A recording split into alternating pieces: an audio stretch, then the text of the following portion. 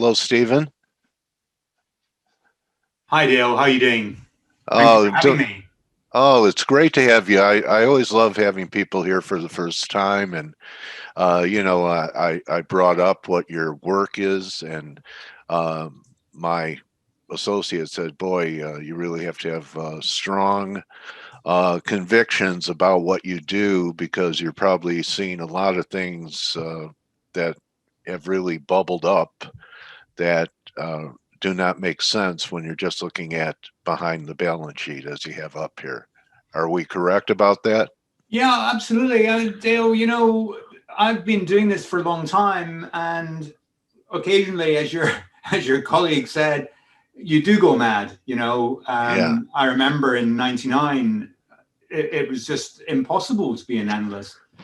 And in yeah, fact, I remember very vividly, I'd gone to Hong Kong I was at a time I was on the sell side, yeah. and I was the global head of transport for the bank. And I'd gone to Hong Kong to participate in a pitch for the IPO of the Hong Kong Metro, the subway system. Interesting. And I'd gone into the office in the morning, and sat in on the morning meeting, and the sales guys were all, man, I can't believe that those guys have given us that research department. They're useless. They've given us a whole bunch of ideas, not a single internet stock. And of course, what the research analysts had done is said, well, look, my stocks are really cheap. You should buy them. And of course, none of the clients, none of the institutional investors had any interest Right. in real And value. volume. Yeah. And I've been here before. I Does this remind you of that era, Stephen? ab- Absolutely, Dale. Uh, I in can remember magnitude, could it be even more of a bubble than we had in '99? well, I think the issue. So But let me give you a story. I remember having an argument with one of my clients who wouldn't buy a company called AB Ports, which owned 13 of the UK's largest ports. So it was a monopoly business. And at the time, the share price was £1.30. And I said to him, I said, this stock is so cheap that I put my mother in it. And he wouldn't have any of it. And of course, the stock got taken out about 7 or 8 years later at just short of £10. So it made, it was yeah, an eight 10 bagger in bagger. that period. And it Yeah, was pretty obvious stock because not only did it have a monopoly and you may know that Britain's an island. So, right. you either fly the stuff in or you shipped it in or you put Right. it through the Eurotunnel. And it had a huge property backing. So when one of its ports closed down, they simply converted the port into residential real estate. So it was an absolutely fantastic company. But the difference then was that it was very early in the days of the internet. So it was actually hard to distinguish the companies that were going to be successful from the companies that weren't. And, you could have looked at Amazon and you could have looked at pets.com, and the valuations looked equally daft. But of course, today, if you bought Amazon in 1999, you'd have made a lot of money, provided you managed to hold on to it after it fell 90% in the Yeah. subsequent 3 years. But if you'd held on to it, you'd still be ahead of the game. Whereas today, there is a difference because most of the quoted companies that are out there have been established for some time. I mean, there's a Right. few that are younger and subject to very competitive pressures. So I think, we're in bubble territory for things like Zoom.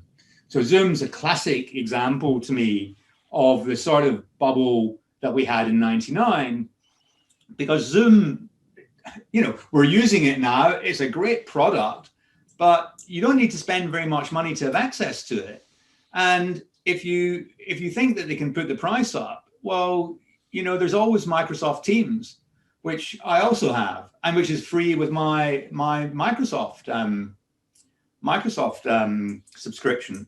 Okay. So I think there are Is this your, let me ask you, I'm sorry to interrupt, Stephen. Is this your main slide, just like a topic slide, or do you have some other things you want to show? Otherwise, I could take over the screen. I'm just curious. oh, sorry, what, do you want me to share my screen?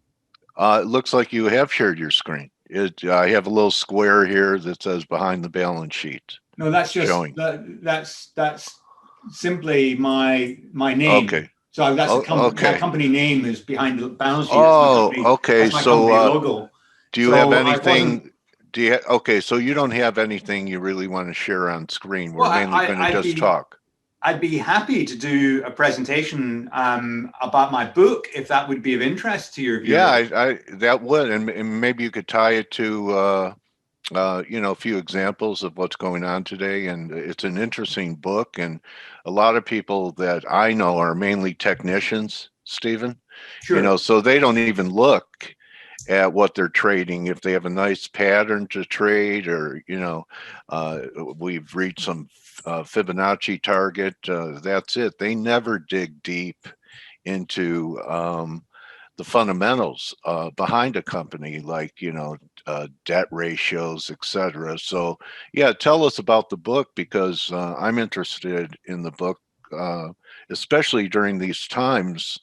I bet that with your methodology, you probably have a ton of short sales that when the market turns and the fundamentals begin to reassert themselves, compared to just Mo and central bank liquidity, that there are going to be some great shorts. Do you think that's, Yeah, we're entering that era? yeah, absolutely. I mean, I couldn't agree more. I mean, I think, there's a fantastic stock pickers market right now because you've got still quite a lot of COVID affected stocks where there's big opportunities. Yeah. Although, I say to people, you've got to be slightly careful because many people will look at something like Carnival Cruises and the share price is half. And they think, oh, that's great because the share price has got the opportunity to double again. But you've got to be careful, and this is where the fundamentals do matter, because Carnival Cruises, the valuation is no different from where it was a year ago, because they've issued so much debt and they've issued additional equity that the share price itself, yeah, the share price is halved, but the total valuation of the business is just exactly where it was a year ago. So it looks like Yeah. it's a bargain, but With it being diluted. because of dilution, because of the Yeah. negative cash flow. But let me tell you a little bit about the book. Just to explain, my background is I was a sell-side analyst for many years, and then I moved to the hedge funds, and I was a partner at one of the Tiger Cubs. And I now have a training business, so I do online courses. So I don't think this will be much interest to your group. But I also have a members site, which we call the club. If you go on my website, behindthebalancesheet.com, you can sign up there. And there's quite a lot of interesting articles. And I post reviews of various things and my thoughts on current markets in there. But the book came out on November the 24th, and was very fortunate that it went to number one in investing in the UK, and another category, in two categories on Amazon in the US. It went to number one and two investing categories. So it's been pretty popular. And Congratulations. well, thank you. I mean, it was. I gave the book a $1.99 price and launch day, so I slightly cheated. But you need to get the message out. And the book actually started out as a notebook. It started out as a way for me to record how to invest. So when I had a good idea or when I made a mistake, I wrote it down in a notebook, and then eventually I turned it into a book. And what I've done in the book is I've got 14 chapters, and I just go through what makes a good investment, how do you find ideas, and then I just go through my research process. So, when you found an idea, how do you test it's a good one? And then how do you research it further to understand the industry, to understand the company, understand the quality of the investment? I talk about how do you assess management. And then I go through in some detail the financials and the valuation. And then I go on to, how do you write a note about what you've done? And I think, for people who are investing, I think it's a very good idea, even for private investors, to write down why you've made this investment.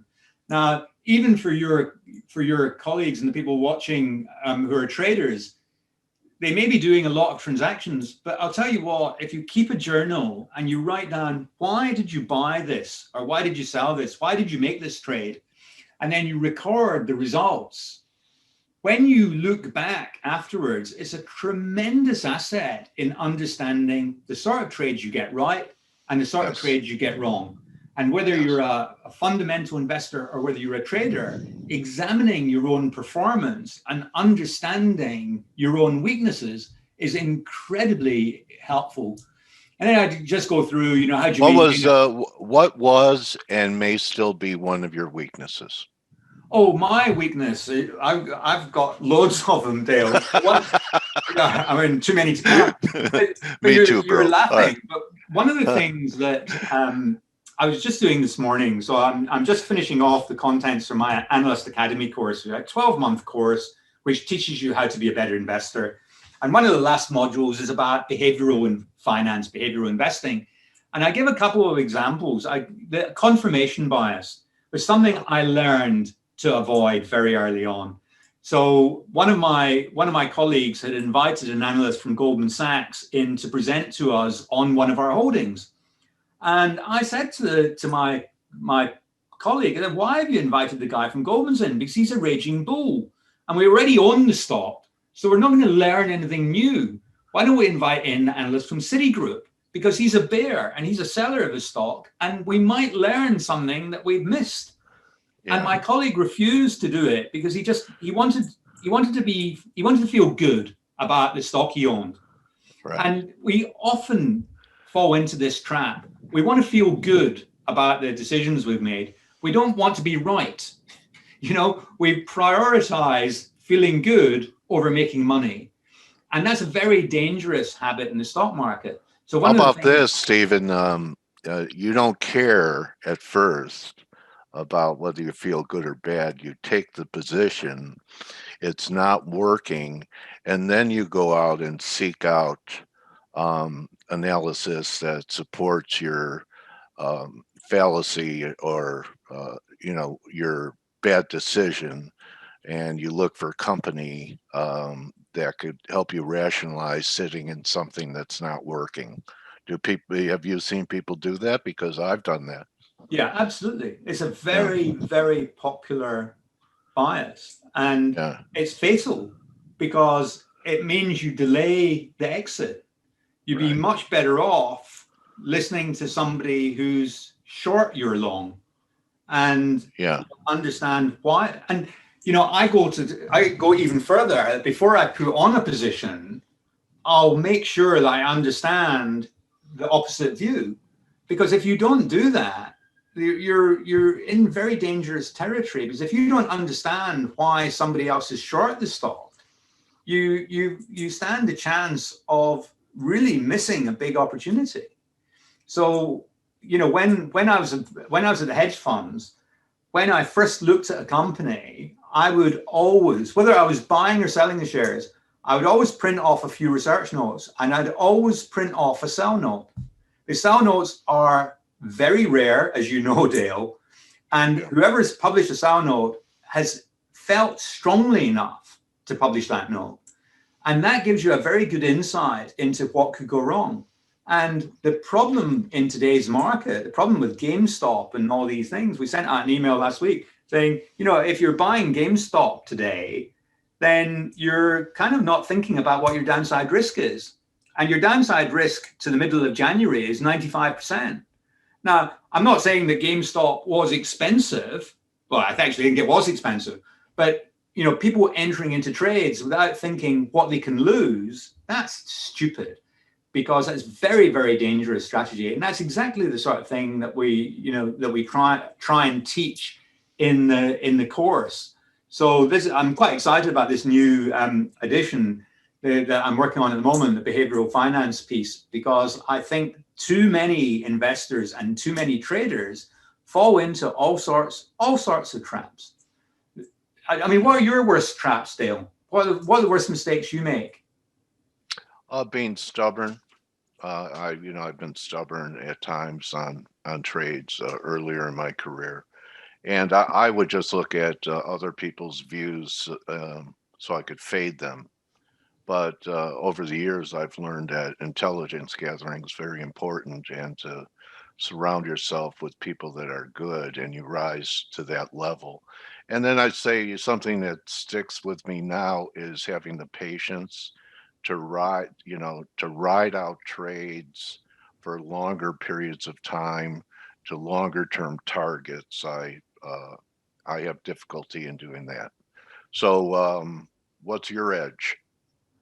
Well, my edge is that, I'm very good at analyzing the numbers.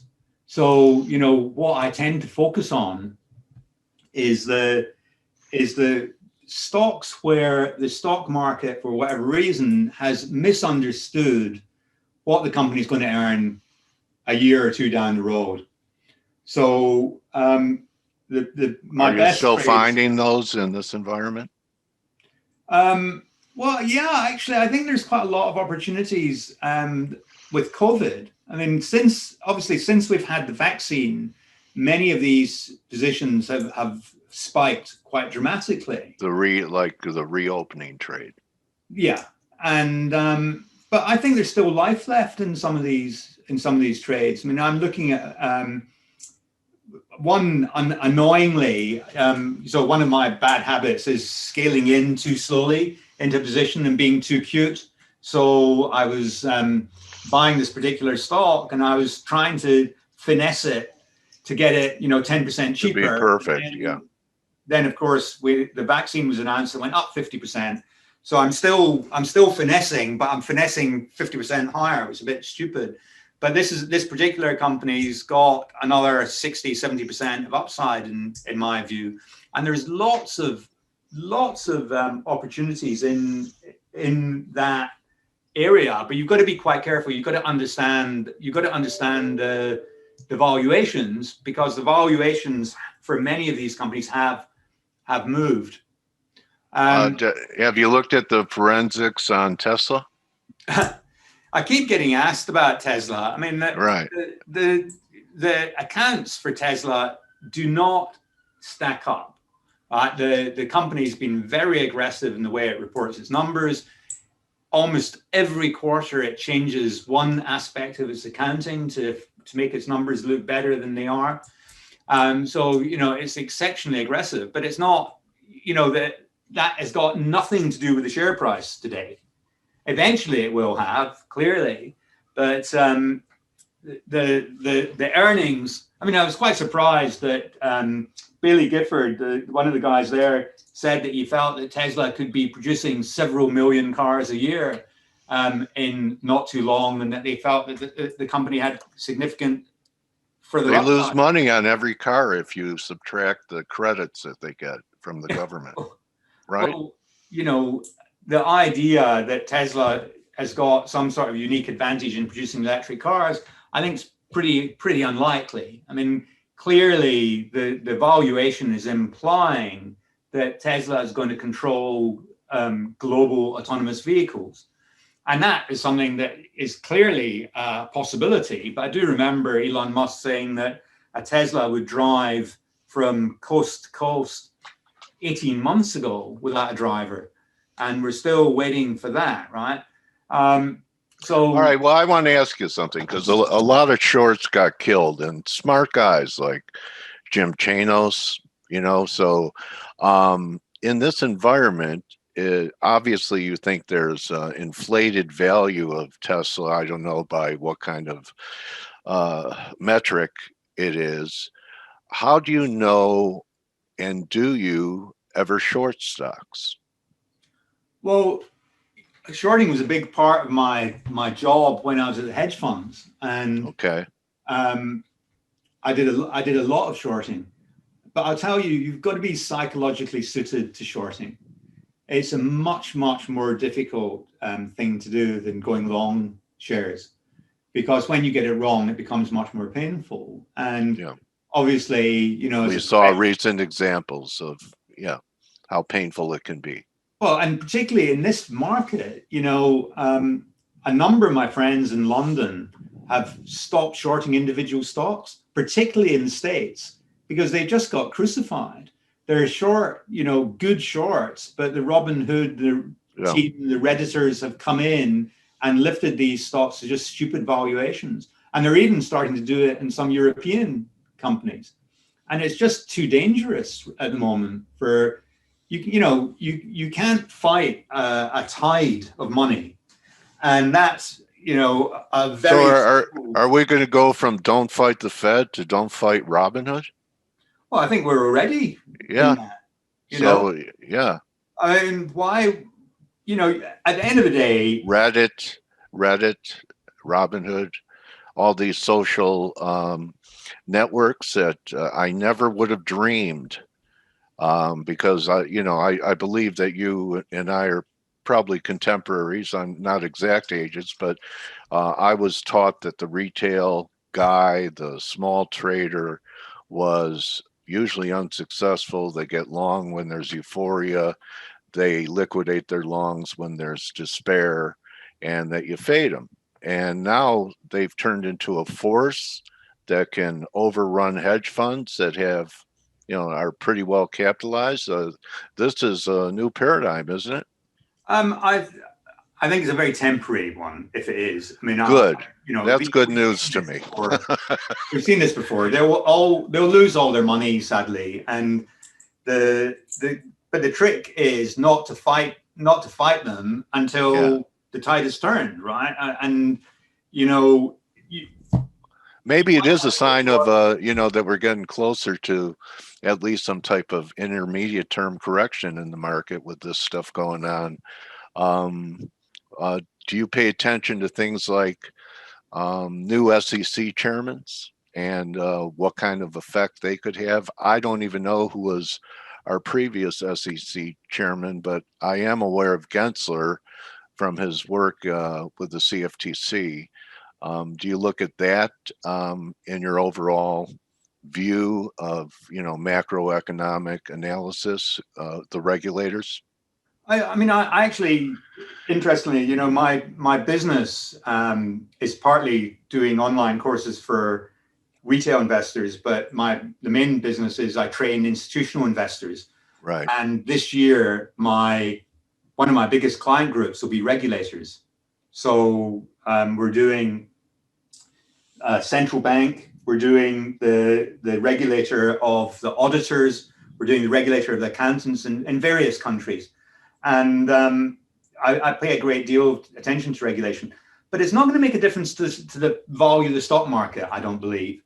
Okay. I mean, yes, you can regulate and make life more difficult for fraudsters. You can make it more complex to, the financial reporting, all the rest of it. But will you really affect people's propensity to buy and sell in the stock market? I'm not sure whether that's true. I'm not that familiar with the previous or the current Fed chairman. So okay, can we switch gears to another headline maker?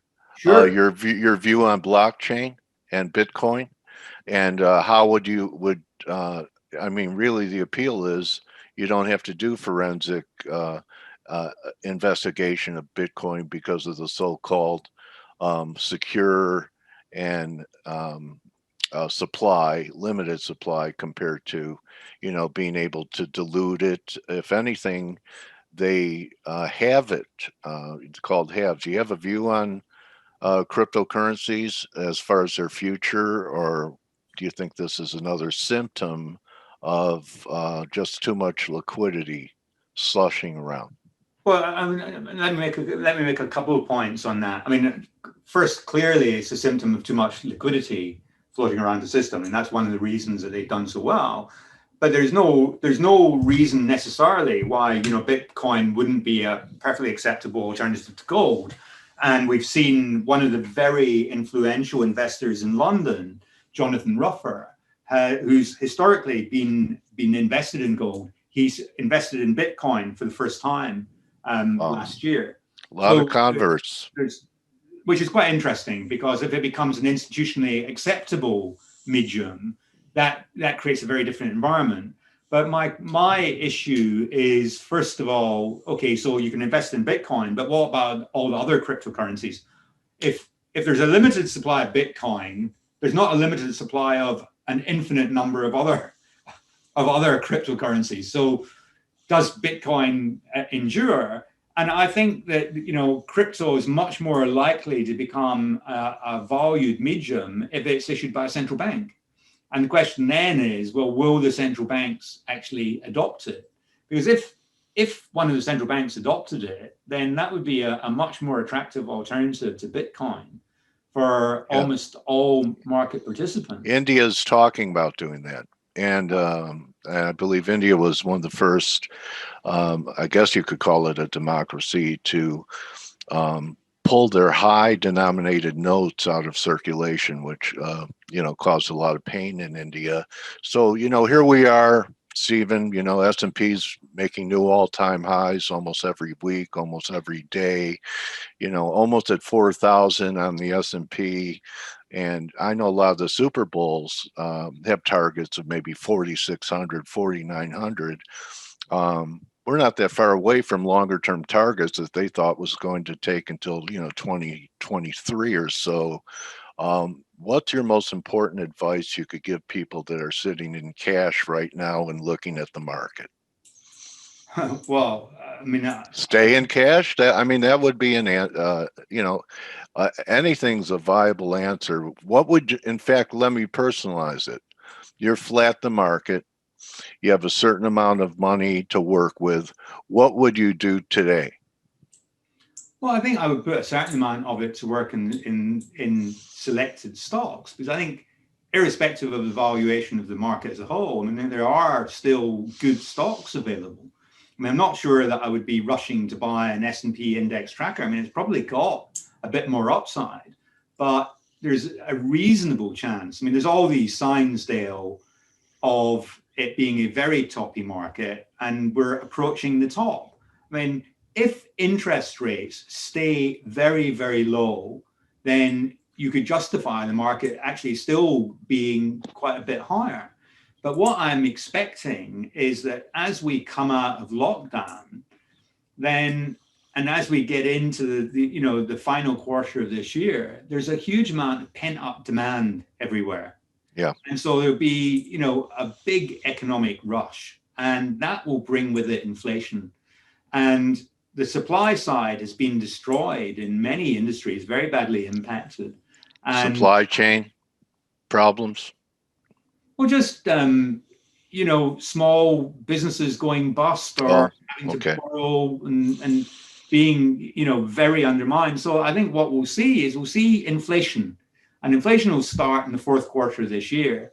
And I think the authorities are going to find it very difficult to put up interest rates, but they need to do something to combat inflation. And once you start getting inflation, I think that equities are at least a hedge against inflation. But historically, what we've seen is that when inflation gets above 4%, multiples compress, because there's a perception that interest rates will have to rise. Now, this is obviously a very different circumstance, because we've never been in a situation in which we've had this much debt. For some countries, we've got more debt today relative to GDP than coming out of World War II. And I think what we're going to see is a long period of financial repression, which is going to be very bad for all investors. Okay. So that could bring on a bear market in equities. So does currency come into play? It's my view that the dollar is at the center of the wheel, the fulcrum.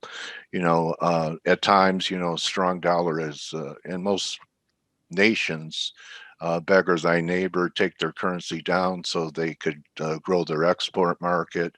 Do you have any views or take into consideration the dollar or any other currency? Yeah, I'm quite interested in the whole currency situation at the moment, because I think it's there are some big opportunities. Obviously, the dollar looks like it's set for a period of weakness. Yeah. The euro, I think, is the place to play, because the Europeans, the central banks effectively handed over control of local money supply to the individual governments last week. A technical thing that hasn't been received a huge amount of publicity. And I think that the pressures in the euro are so strong with incredibly high debt. I mean, France has got debt to GDP of 363%. It's highest ever. It's got debt servicing costs, which are its highest ever as a So percent. this makes you bearish euro or bullish euro? Yeah, very much so, because I don't think the euro can survive. Okay. I think we're going into a period that is, going to be very different from, what we're accustomed to. We've had nearly 40 years of falling interest rates. Now, that can't continue to happen unless you go to negative 5%. Well, they're as low as they were during the Civil War here in the U.S. Yeah. It's almost, you're talking about 200 years, so 150 years.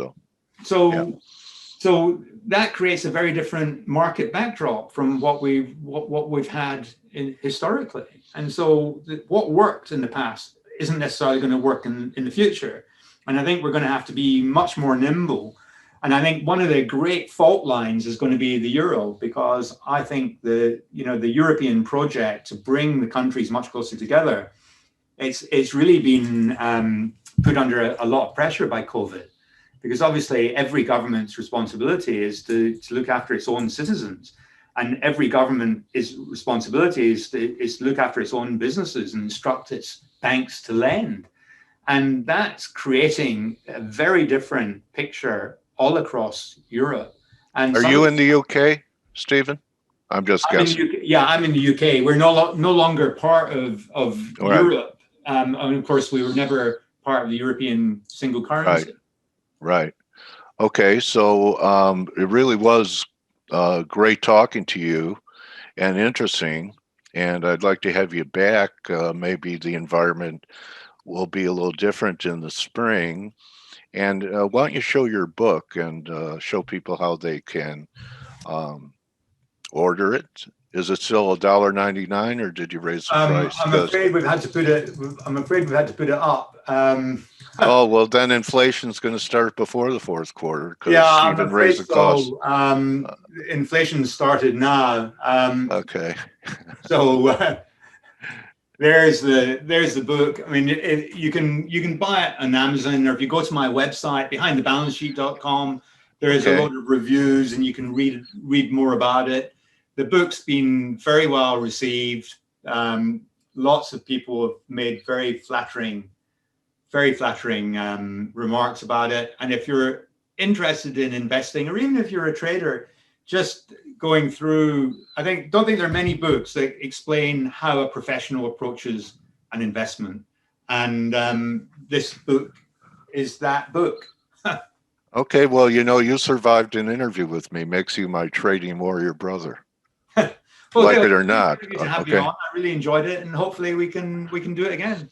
Yeah, I thanks for taking time today to be with us, Stephen, and very interesting. Maybe next time, maybe some examples of some of the things you're looking at, and some of the things that you think might have a problem, and how you do it. That'd be great. But really appreciate you being here, and always good to meet an author of a well-selling book that's trying to educate people from all the minefields that are out there in the investment landscape. Thank you, Stephen. Thanks, Dale. Thanks for having me. All right, so that's a wrap, everyone. You know how to find Stephen on Twitter. Okay, and order his book. And a little different than, there are things that are as important as an up and a downtrend. So that's a wrap. Remember, don't just count your forensic analysis of individual equities, count your blessings. And we'll see everyone for Turnaround Tuesday.